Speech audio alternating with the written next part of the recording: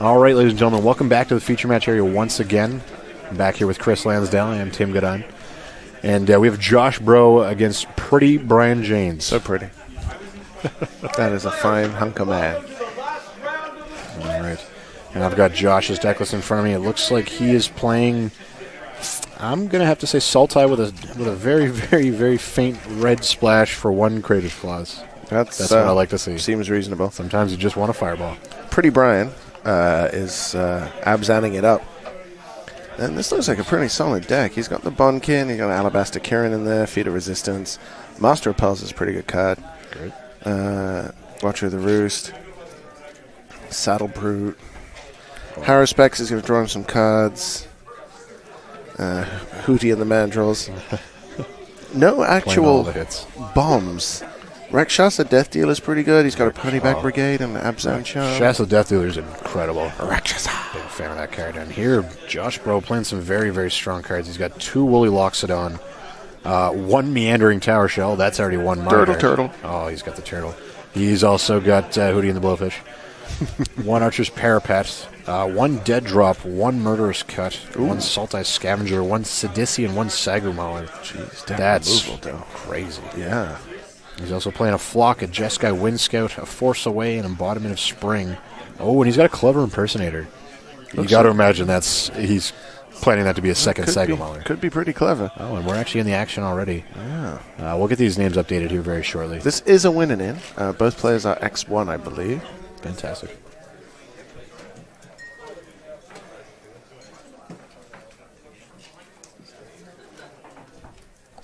So Radical Mystic facing down against the Embodiment of Spring. Wow, everybody's hitting their mana fixing now. And it's morphin time. So Brian not going to be able to attack in here, but there's a long shot squad. Josh playing the Mighty Morphin Temur Rangers. Is that going to be the Sagu Mauler? I hope so. Ooh. I mean, really, he's just got incredible bombs for his morphs here. He's got the 2 Woolly Loxodon, the 1 Sagu Mauler. He's got a Monastery Flock, so he's going to play a bit of defense until he can get his monsters out there. Sultai Flare for Brian. Sultai Flare, a very strong card if you've got those fat bottom creatures. I'm pretty sure everybody values that card higher than me in draft because it just never gets to me. I'll take it every chance I get. I'm sure it's a good card. I've just never seen it. Ooh. And the hits keep on coming. That's Sidisi Brood Tyrant. He's going to flip Was that a 3. whiff? I think that was land. I can't see a blessed thing in his graveyard. No. Ironically, this is the one game we have the life pads very squarely in the screen and no graveyard or deck information at all. But we notice Pretty Brian's drawn the Rakshasa Death Dealer. It looks like he's a little hesitant to play it without the backup. The regeneration mana. Backup black mana. Oh, he's going to murderously cut that Sidisi, I think, here. I think you've got to before it starts spitting zombies onto the field. Oh, was that not a murderous cut? I thought it was, but apparently not. It's the Grim Haruspex in that case. This is only Black Morph. Excellent. And he has left it open. Beautiful. He is a beautiful man. Well played. Well played. Oh, and he's gonna slam that Rakshasa Death Dealer. So he's going all in. He's not gonna leave the black man up for the Haruspex. Interesting call there. I mean, I have to imagine Sidisi's gonna get in the red zone here. Do you think he's gonna offer up the 2-for-1 on the block? I don't think that Brian's going to take it, even if he does. It's not. I mean, it isn't even a true 2-for-1, given that Sidisi is likely to make a zombie on the attack. Here we go. All right, Sidisi's flipped over. All right, I saw power and toughness on one of those, so we will have a zombie. And it looks like Bro flipped over. It was a gold card, so it's either his Sagu Mauler or an Abomination of Gadul. Either way, he might not be too happy trading that for a 2/2 zombie. Yeah, no, I wouldn't have thought so. No. And there's the beast right there. Trample, hexproof, 6/6 with a more cost of 5. What a fantastic beast. He big body. Brian is from Newfoundland. I don't know if you knew this. Really? I did not. He is, in fact. I would have guessed by the nickname, just pretty. From the familiarity I have with some Newfoundland culture. A professional cook, I believe. Interesting. Yes. I can smell what the Brian is cooking right now. He's dealing some death over there. I think so. Right, so Not we entirely sure. still have that morph in play for Bro. I'm going to have to assume that that's a Woolly Loxodon, and he's probably going to want to slam that open. Oh, scavenging, and this is what Sidisi lets you do. That's just fantastic. It lets you get these things out so quickly. Again, just excellent synergy, excellent deck building. He's going to get that bird in there for cheap. You notice he's got a throttle on his hand there as well, and what looks to be his 6th land. It's probably an ETB tapped land. He is playing 1 Dismal Backwater, 1 Opulent Palace, 1 Rugged Highlands, 1 Sandstep Citadel, and 1 Thornwood Falls. So, and Brian has found a 2nd source of black mana, which does make Death Dealer a lot more dangerous here. I mean, Sidisi can no longer attack, really. No. And also, Sultai Scavenger is a bird. What is up with that? But it's a warrior bird, right? Yeah. Like, a bird is fine. A warrior, really? They're really pushing the warrior tribal here. So the Flare and the Rakshasa are going to get in the red zone here, both of which you're going to assume are going to have 3 toughness. But we're going to see Embodiment of Spring trade-off for the 6th land here, I think. Yeah, it's pretty obvious that's what's happening here. Walk. I wouldn't be shocked to see at least 1 pump come out of the dealer here. No, he's just going to have it be 2. So he must have a backup plan for all that mana. Well, I see a Feat of Resistance and an Alabaster Kirin in hand. And I think, Longshot Squad is going to come down here. Oh, jeez. Yeah, he's having some really rough mana if he's got a whole bunch of white cards in his hand. Meanwhile, Bro has got essentially the perfect mana. After sacking that Embodiment, he's going to find the one of Mountain in his deck. Interesting. I wonder, he seems to have his mana anyway, so you might as well search out the splash there in case you do draw the claws. Exactly. Well, especially now, too. I imagine if that is the morph that he's after, he's going to get the Ferocious Trigger on that. Yeah. It's going to be good. Yeah.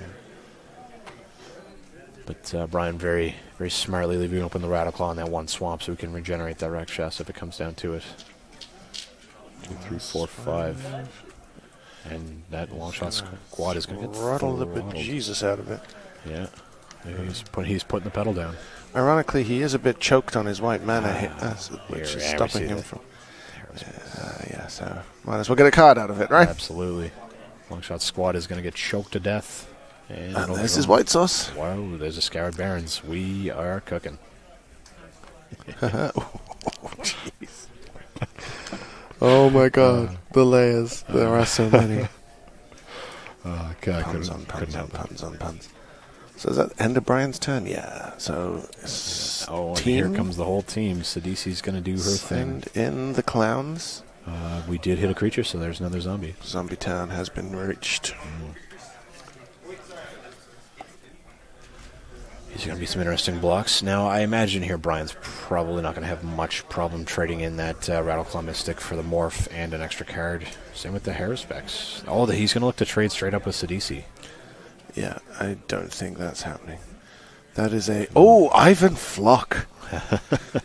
I'm not sure why you do that there. I think just to save it. But I think he doesn't want the... I don't think he wants Brian drawing any more cards. I think that's more to the point. He doesn't want Brian to draw the card. He'll take the trade on Sidisi. Sidisi's done some work for him so far, filling up the graveyard for that bird and getting him a couple zombies in the process.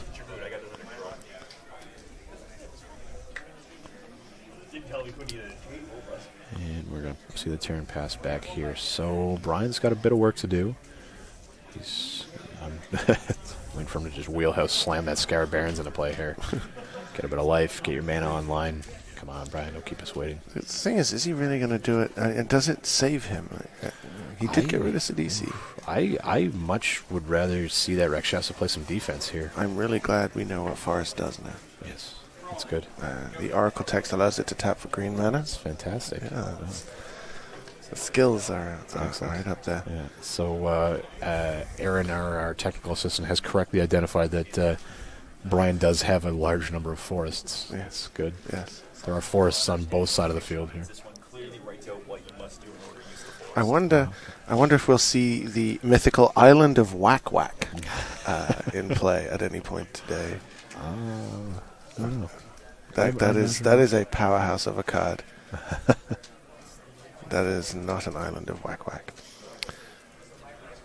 So it looks like, that was a Woolly Loxodon. No, it was hardcast Woolly Loxodon. Hardcast Woolly Loxodon, all right. Yes, because it was the Monastery Flock there. So, really no reason to risk the morph getting choked out. Ooh. And although that is pretty island art, it's an Esper Island. it is not an island of whack whack. And I'm pretty sure island of whack whack is not going to happen. Oh, and we're getting a bit of love on the stream from Newfoundland. Hello, Newfoundland. Sploosh. And if it's who I think it is watching from Newfoundland, they know what that is. So Alabaster Kieran is going to be on defensive duty. Absolutely. I said duty. Although I think he takes it here because he is holding the Feet of Resistance. Interesting. So next turn, Kieran is just going to eat that Scavenger. Absolutely. And it's a tasty little morsel. Not to mention, too, the Vigilance up there is gonna do some work for him. Yeah, that one almost slipped by me there. You were just salivating for that one, weren't you? Oh, definitely, yes. You got to scavenge these where you can find them, man. Absolutely. I had to delve deep for it, man. Yeah. They don't get any better, I'm afraid. No. All right, so there's another forest. Now that we know what those do, it's coming into focus here. So Brian's got access to quite a few Rakshas activations here. Got 1, 2, 3, 4, I think. I believe 4, yeah. 4, wow. Yeah. So he could do quite a bit of work with that little cat. I wouldn't be all surprised to see the Monastery Flock or one of the zombies jump in front here. It's going to be Ivan Flock. That way Brian either has to triple activate. Oh, that's probably even better. Ooh, interesting.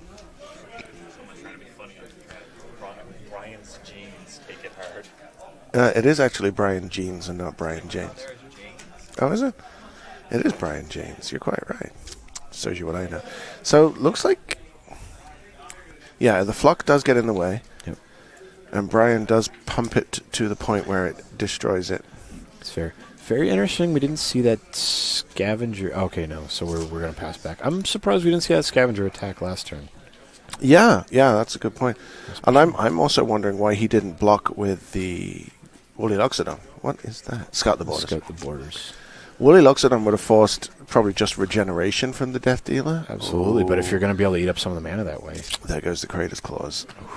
That's tough, too. Him being able to go over the top there would have been huge. But, the Parapet, once again, it's going to do some work. It's an 11-turn clock, man. Going to eat him away here.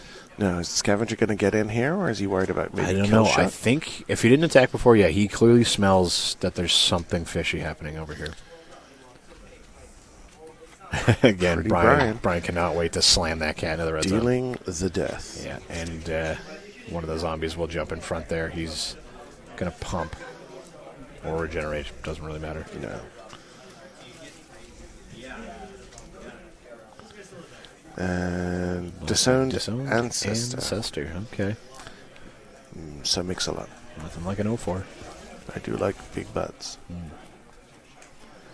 So one card in hand, and Brian's been clutching that card pretty tightly. So, again, Josh definitely smells that there's something going on over there. Ooh, clever impersonator. Now, what does he want?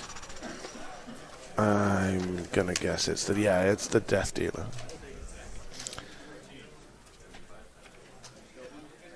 Clever Impersonator, such a powerful card. It is. It's just basically always the best card on the board, even if it's like a Planeswalker. Absolutely. It's terrific. It's enabled a deck I like to refer to as standard 8 rock. 8 rock? 8 rock. Why play 4 wingman rocks when you can play 8? Reasonable. And once again, that cat is going to go for the gold. Yeah, well, there's another one on the other side right now. Zombie's going to slam in. So that was indeed what he... No, that's what we're doing. We're watching Parapet go to work. So that was Parapet Watchers instead of Parapet Archers. Maybe because it's Archer's Parapet.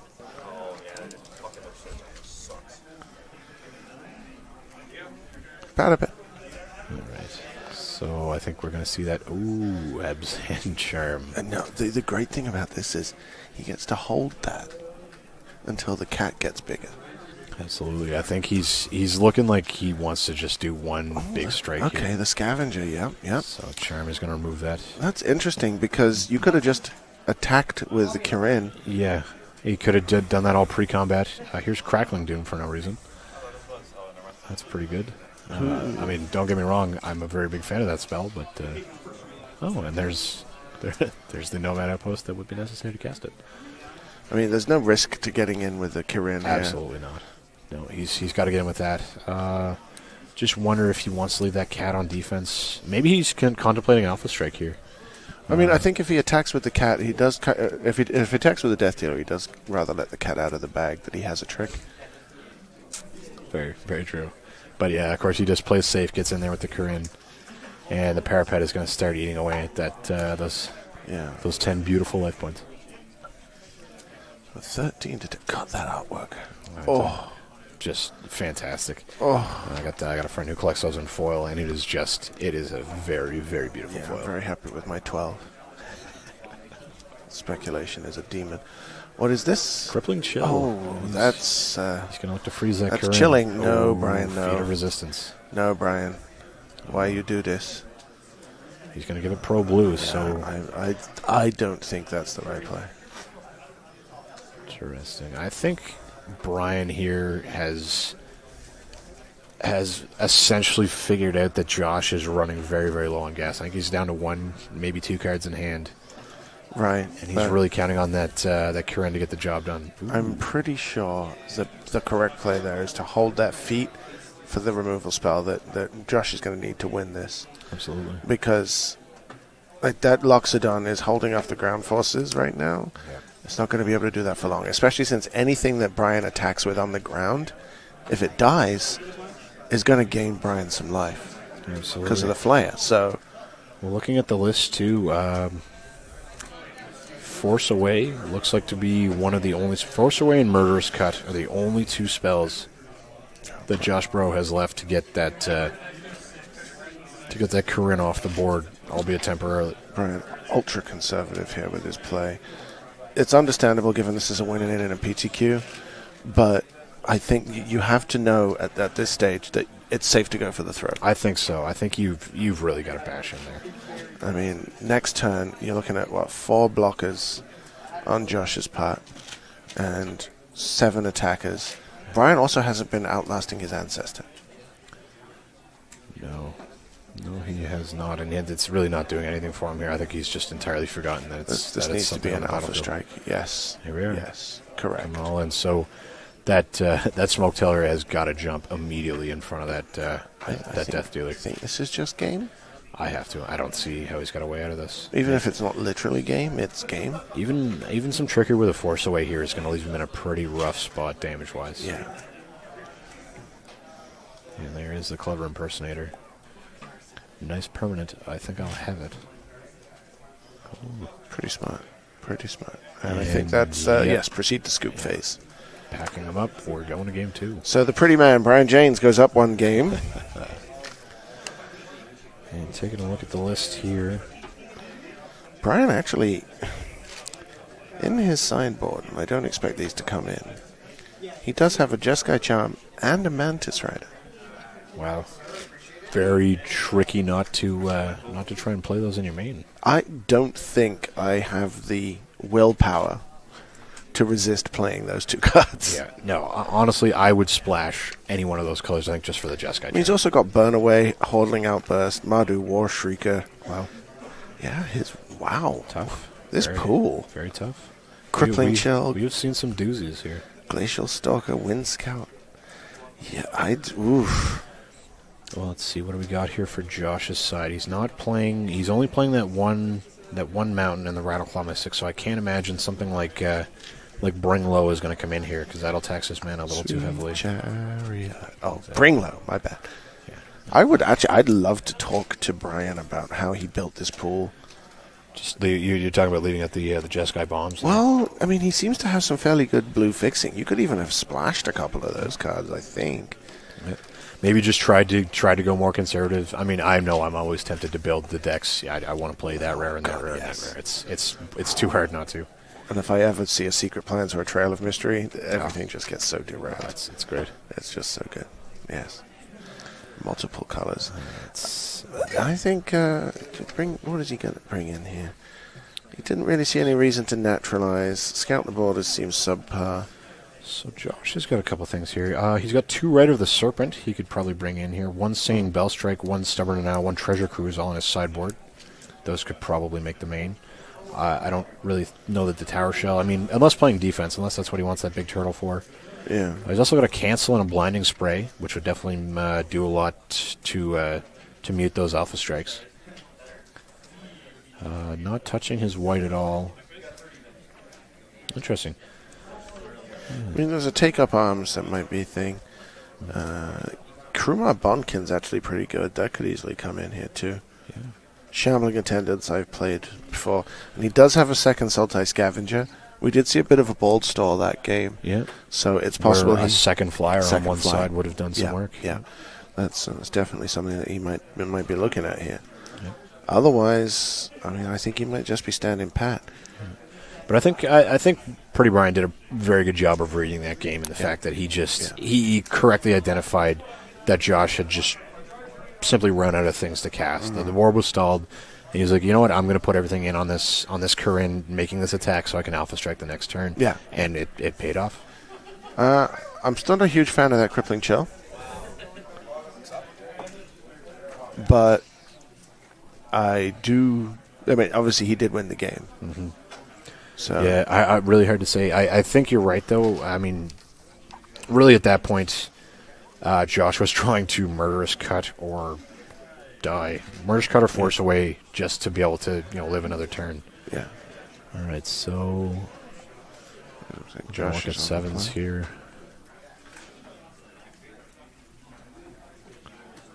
I don't think this is an easy decision, but yeah, he is keeping. Keep. Yep. Oh, and there's the hero of the last game, the Alabaster Corinne sitting in his hand. I see a forest and a swamp. He's obviously happy enough with it. He's keeping.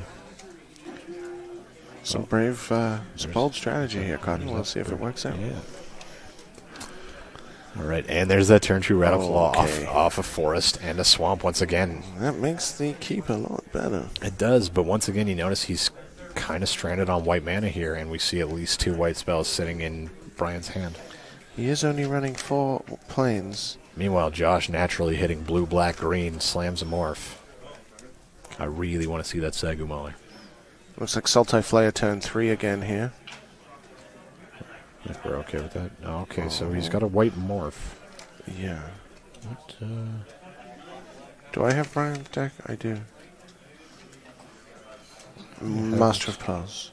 Master of Pearls. Or Watcher of the Roost. I think it was Watcher, actually, based on the artwork. Interesting. I caught a brief flash. Okay, so he does have the Corinne in his hand, and he can flip that up and start going to town in the air if he wants to. That might...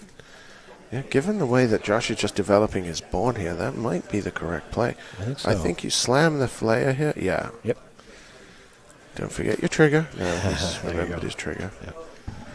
That one, unlike all the missed lifelink we've seen earlier today, not lifelink. That one is actually a trigger that he's got to remember, but of course he's got it. He wouldn't be 5-1 if he was missing his Watcher of the Roost triggers. He has neglected to update his life total on his pad, though. Yes. We're doing fine with the morph tokens that may or may not be slightly unnecessary, but the life total pads we need to get going here. Well, we have to forgive him. So we got a couple morphs on one side. I have to imagine one of these is a Sagu Mauler. There's 5 mana up. Yeah. 2 morphs are swinging in. Something horrifying is going to come out of one of those. Which one? One on the left or the one on the right? I'm going to say it was the first one he played. Morph number 1, the one on the right. I think it was the second one he played. Yep. And I think that's the one that Brian's blocked here. Yes. God. My read was wrong. There's that beautiful, beautiful beast. Who, now, Brian? Yes. Okay. Brian. Also Sagu Mauler. Brian Sagu Mauler Janes. And it was Ponyback Brigade killing a woolly Loxodon.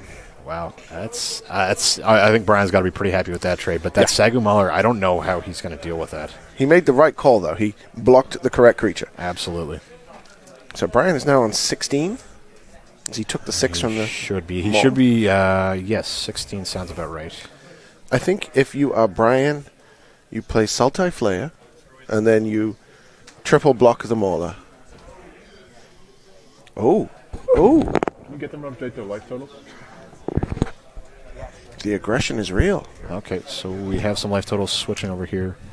And one pad shows 14. So it looks like we're getting an accurate count on those life totals. Sultai Flare is nice. That'll help stem the tide, and maybe he can race here. Well, right now it is 6 plays 6, right? So it's just a straight 6-on-6 race. Yeah. And at any point, Brian can just start blocking. 16, absolutely. Jeez, that's Sagu Mauler. I think the only way that he's going to get that off of the table is by having a favorable engagement with multiple creatures in combat. Yeah. And any number of tricks just blow that right out of the water. It's important to note that he's in a good position, and he's missing a color. He is, yep. I think if he finds a white source again, this could get very, very interesting. So do you block here, or do you take it?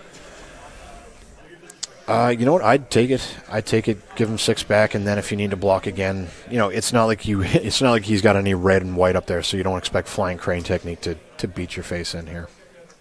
Something that sadly happened to me during one of the pre-releases. Well, Become Immense is a magic card. That is a 6-mana spell.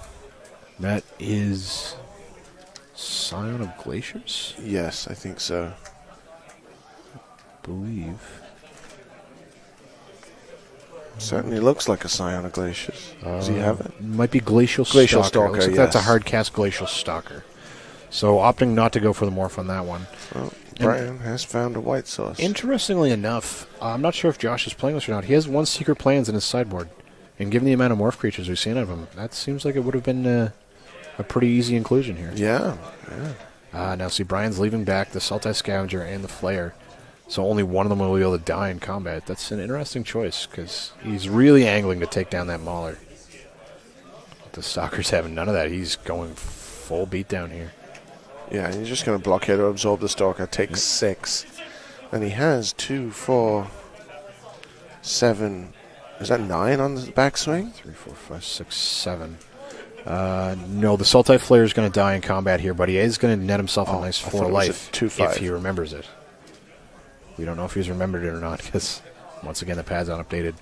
If you remembered his trigger, Brian should now be at 10 life, I believe? 15. We would have gone up to 15, And then lost down 6 down to 9, 9. so he should be at 9. There's 13. What a burden it must be, flipping the pad, the pieces of paper on the pad. Ooh. He's going to throttle that bird. Yeah, I entirely understand. I think, yeah, you attack for 2. Now, I see the play. Nice Sagu Mauler. Oh.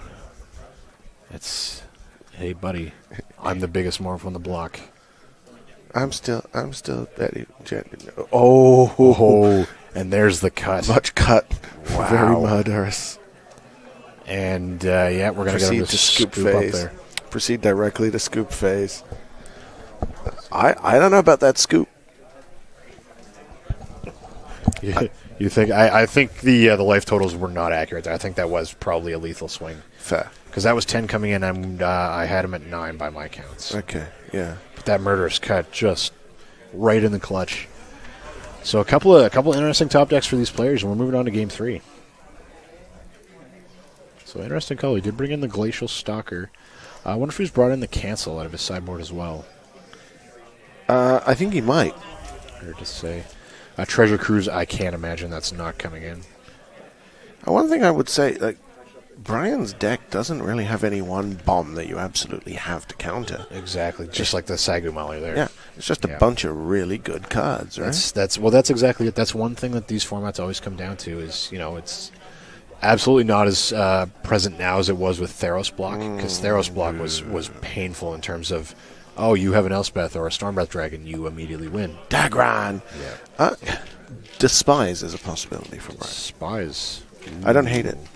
I don't hate it at all. Oh my god. Always on. Absolutely. Stay here all weekend, folks. I am, actually. I leave tomorrow. No, that's very true. Does he actually have access to a Despise? He does have a Despise. Fantastic. Yeah. I think after seeing that Mauler, he's got to bring that in. I mean, that's really his only answer, unless he wants to bring in Feed the Clan. Well, not to mention, that's not only the only target. He's seen Sidisi, he's seen Woolly Loxodons, either one or more. Yeah. I mean, nobody ever wants to bring in Feed the Clan, right? No. I don't think so. I will, but Then again, there's a reason I'm not out there in the feature match area and I'm behind the camera right now. So. I have been asked to provide a shout-out Please, show to away. the Mana Dorks. The Manadorks. Yeah. Well, And Salty Stoyles. thanks for watching, folks. I'm sure he isn't. But the Mana Dorks are, so that's the Manadorks. important. All right. So let's see what we have Looking now. at the chat here. Pretty Brian getting a bit of hype from the chat. It's almost like he's popular or something. He is very pretty. And Sarfendon, I'm pretty sure I know who that is. Come on, Death Kitty. I know he's a big fan of the Rakshasa Death Dealer himself. I'm pretty sure you could actually build a pretty strong cat-themed deck. Oh, instead yeah. of it right Face now. Main Lion, Rakshasa Death Dealer, and Brimaz. Yeah. It's A Johnny. A Johnny is a cat. Of course, a Johnny. Yeah. Both the Johnnies. A Johnny Pride Mate. No, it was great. A friend of mine actually built part standard deck, part workout plan, abs and cats. Oh. Cool. Yep. That was what he called it. If you're going to make me facepalm. I just figured, it's junk colors and it's cat, so it's kitty litter. Kitty litter, nice. Yeah, That's yeah. good. Kitty, kitty, kitty. All right, so looks like Brian might be resolving a mulligan Oh, here. this is not good for our pretty friend. Well, hopefully he can win with 6 cards, because he ain't winning with 7. It's hardly fair.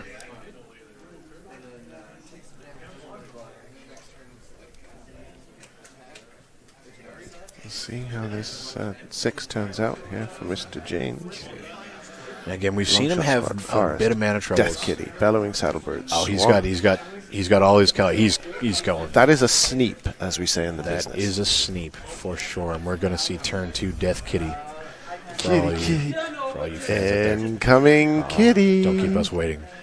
Do it. Don't keep us Oh, waiting. give it. Oh, there it is. Oh, Oh, so many kitty. I want chicken. I want liver.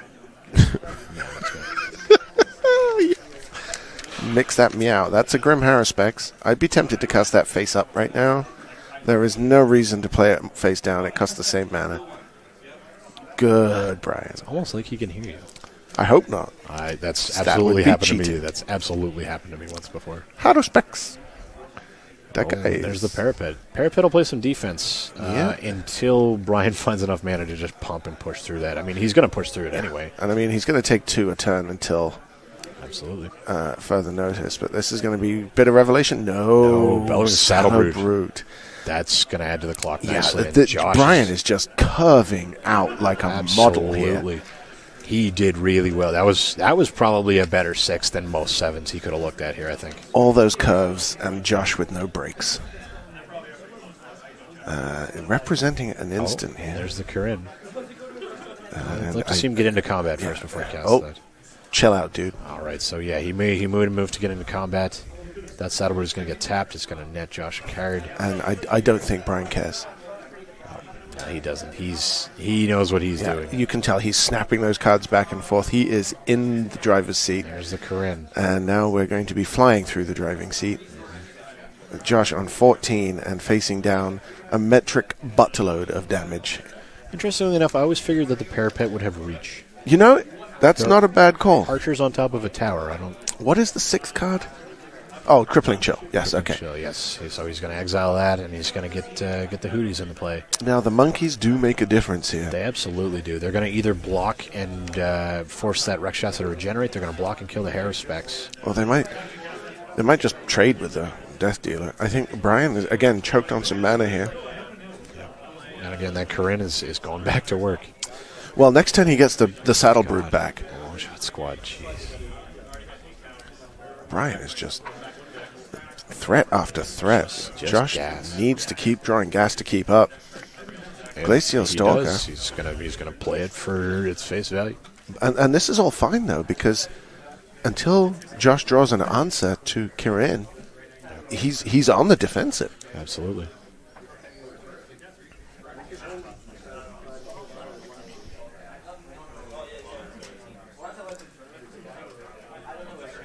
A little slight technical difficulty, but we'll be right back to it. Look at that art too. That's Kind of freaky. nice. It's super freaky. A lot of those Temur Super elementals. basically Super walking. Freak Gang. So, looks like we're going 10 to 18, so something changed here. It's changed. Again, I think it was just another chip shot from the Corinne there. Oh, smite the monstrous in Brian's hand. And Brian is Oh, no, that's been a revelation. That's where the life change. I think it's got to be smite here, because that is going to take care of the monkey. Very nice. Again, he is not stopping here. Brian is just hitting everything. I believe this will be his first PTQ top 8. Fantastic. I feel pretty safe in saying something would have to go wrong for him at this point. Like, he has got to be favorite to win this game right now. Possible. So I see a Thornwood Falls. He's playing the one of Mountain, and there's a Willie Loxodon. There's the elephant. All right, so he's got the ground very nicely locked up, although if it was a smite, It is. that elephant is This is a scavenger. going to get blown out here. And I'm pretty sure that's actually the art on the card. I'm pretty sure Cons of Tech here, Smite the Monstrous, is an elephant getting shot clean through with a bolt of light. It's certainly something getting killed with a bolt of light. Let's get that artwork up and have a look. Brian trying to figure out here what to play. He can put some more pressure on with the scavenger, or he can hold on, kill something. Yeah, and that's what he's going to do. He's just going to swing in with the Corinne. And that's definitely an elephant. A very dead elephant. He's going to put the pressure on Josh here to find an answer. I don't mind that at all. No. I think he's going to just play his advantage. And I mean, he's on 18. Even an attack here, you can afford to take some damage. All right. Josh is going to go back to 9. Again, he's given himself one extra turn from that Corinne, but eventually the ground forces are going to go for that Alpha Strike like we saw. He's also got to realize that any removal spell just gives Brian a card. And the elephant Bang. has been smitten. There it is. Smoked. Smited. Smited. Killed. Kill it dead.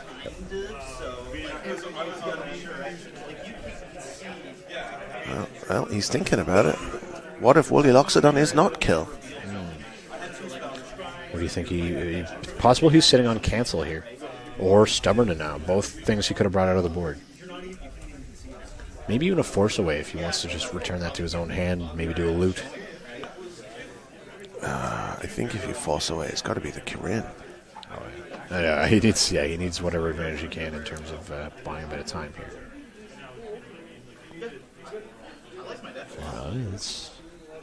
Game 3 has not been uninteresting.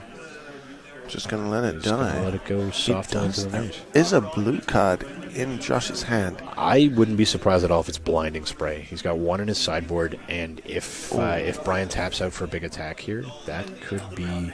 That could be the blow to end all outs, really. Very tricky. I mean, having said that, Brian is still on 18 life. Yep. Is he going to... Yeah, he's going to get in. He's going to get in there with the Saddle Brute. Now, interesting why he's doing that. Don't have a great look at his hand. Oh, Going to double block. going to double block with the 2 creatures that can't be killed by it. So that's a very It's a interesting Mandrill's play. can. It's a 4/5, right? The Oh, Saddle right. Brute. Yeah, you're absolutely right. Blinding Spray. It was the Blinding Spray. Interesting. Not really going for maximum value, but I think he does net himself a card off of that. Yes, he does draw a card. Oh, and he's going to look to just kill that Saddle Brute outright. Yeah, well, that's fine. No, Why did... Oh, he drew a card off the Harris Pex. Harris Like, why did he draw a card? Judge? So, 1 green. and this is Holding Mandrills of his own. Holding Mandrills, wow. Monkey on monkey violence. And hard casting. Hard, just going straight for the bird. Yeah, and that's good play from Josh. When you get behind, it's very easy to forget that you still have to try and win the game. You got to play to your outs, absolutely. Exactly. He's got the parapet working now. And you know, just it's very easy just not to take that activation. But that if it ends up being valuable, I'm breaking these teeth in for a horse. Okay. If it ends up being an important factor, then you know we can. Oh yeah, and every single point of damage is here. Alright, so still can't see his hand. He's got some decisions to make, though. He's got all of his mana. He's got just about everything he needs. Except something to stop the 2-turn clock in the air. Yes, that is the tricky one. Right now, I'm looking at an Abomination of Gudul and Monastery Flock. I think are his best options. He's also got 1 Sultai Scavenger of his own and a Throttle. Right. Did we not see the throttle already, or was that the previous game? I believe that was a previous game. It may have been here. But Ride of the Serpent for Brian. I don't think he needs to play it, but he's going to anyway. I don't think he... the amount of carrying... It's just... I don't know if you want to leave the Death Dealer. Oh, he also has Clever Impersonator as a potential blocker. Ah, of course, yep. Get a Corinne of his own and just stonewall them both in the air, I guess. So does Brian just Alpha? Yeah, well, he's leaving Death Kitty back. Everybody's coming in. And he doesn't want that cat to bounce off the monkeys, I guess. So 3, 6, 9. Wow, that's 13 on the Alpha Strike. Yeah. Well, the wall is going to jump in front of the monkey. Yep. And it looks like the monkey's probably going to jump in front of the hair specs here. Yeah, I think that's the correct play. That's absolutely... So you take 8, drop to 1, and it's Doom Blast or Bust. Well, I guess Antihostilities is also a thing. Doom Blast with Antihostilities he does not have. I mean, I fail to see how that's relevant. Talking about possible outs here. Well, I said it was Doom Blast or Bust, so clearly he has chosen the ever-popular Bust option. Yes. I don't know about you, but I do like some Bust. Yeah, I tell you, Bust stock is up this year. I did actually just go there. Yeah. You gotta... That's going to be a nice pickup here. Interesting call. I would have dealt with one of the flyers that he can't block, but he's got more tricks. What the heck? That's the cut. Every Okay, answer. he's done quite a decent job now to stabilize himself. That long shot squad's going to die. Well, it's going to die after the hair specs too, so he's going to save himself a bit of card disadvantage here. And also, I mean, he's still not in a good position. Like, he's cut a lot of turns, or added some turns to his clock, giving himself a time. But what removal does he have left? Well, now that cut's gone and the throttle's gone, it's really he's playing the bounce game now. So he's got one crippling chill. Is that Ride of the Serpent in his hand? Force away. That is definitely a black card. Ride of the Serpent. There are 2 in his sideboard. I think he. Wow! Oh, he chose the Death Dealer. He chose the Death Dealer. I think he feels that maybe he can just deal with. I'm not following the removal spells, not hitting. I mean, the fact is, he does have a Sultai Scavenger left in his deck, which will block the Kirin. It'll block the Corinne favorably. So, but he's drawing very hard to that out. He's drawing slim. It's Brian's been holding that green card for a while. This is an attack for 2. Josh is down to 5. But, I mean, it's entirely possible, too, that Josh does have some decent outs. He's got an Awaken the Bear, and he's got 2 Dragon Scale Boon to become immense. So maybe he's just trying to wait till he can catch Brian off guard and hit him with one big Brian's creature. at 17. It'll have to be one hell of an attack. So, I mean, the Sago Archer isn't really a relevant threat on this board. No. All right, well, actually... It'll do a reasonable job against the Sultai Scavenger if it comes down. Not only that, but if he attacks with all 3 creatures, like, he's bound to get some damage through. Something is... like the monkey's really... I guess the monkey just blocks the archer. Oh, okay. Okay, here we go. This is brave. Might be what he needs. I don't agree. He has very few outs to that Kirin. And the last thing he wants to do is mill him. Right. Yep. No. And you know, you're opening yourself up to getting rid of your outs. Here's 5 mana. Are we delving? Is it dead drop? Oh, please be dead drop. Oh my god. Please be dead drop. If he tapped his mana perfectly. That is, in fact, dead drop. Oh, wow. Josh Bro, ladies and gentlemen. And now he's going on the beatdown. We knew he had a plan all along. Brian is on 13. And playing the Sidisi to get the extra 3 creatures in the graveyard, getting the relevance and the delve. 13 to 3. Dead drop. He will go down to 3. This is getting tense. This is what you want. Game 3 of a win in Game 3. If Brian has Feet of Resistance in his hand or on top of his deck, he's going to the top 8. So DC's going to swing. We got a trigger. Okay. We have no idea, but we see him reaching for a zombie, so there we go. All right, so that takes him down to 6. It is lethal on the backswing. Does Brian have it? Oh, wow. We now are down to Parapet is irrelevant. Parapet is That is a irrelevant. morph. He's playing a morph. If that is Monastery Flock, Josh Bro has won this game. Unless Feet of Resistance still well, does it. unless Brian does it pre-combat. Is that Watcher of the Roost? Well, I guess he could always... It is Monastery Flock. You could always unmorph the Monastery Flock, but then still have the feet. Abomination! Oh, it's an Abomination. Gadul. This is game. It's got to be feet That's before it. blocks. That's it. Game's over. And looks like he flooded Watcher of the Roost. Doesn't matter. Not going to do it. Is there anything left in his hand Wow. other than the lance? Nope. He's bluffing kill shot, and that's it. That's it. Wow. Wow, what a brilliant What a game of turnaround. Magic from And Josh again, Bro. You call the Josh Bro playing to his outs, using that Absolutely parapet, brilliant. getting those extra bits of life point damage in, and he did it. I mean, you can talk about top decks. Some of those removal spells came off the top of his deck, but he played absolutely perfectly. Absolutely. Knowing there was only one way for him to win that match. Yep. He built himself back in. He started with the Blinding Spray, drew himself a card. He got the Dead Drop. He got the Murderous Cut. He got the Throttle, all just sequencing his plays, taking his time.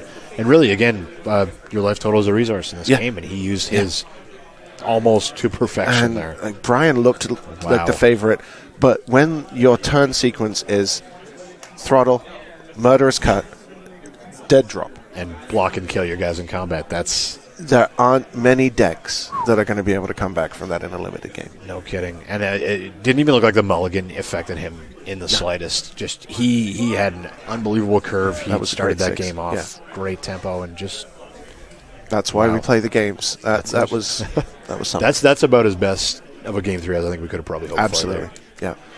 Well, So that's round 7. That's round 7. Looks like we'll have the top 8. So these fellas are going to draft. We'll probably be back with some top 8 action. Sounds good. Alrighty, Stay tuned, folks. you go.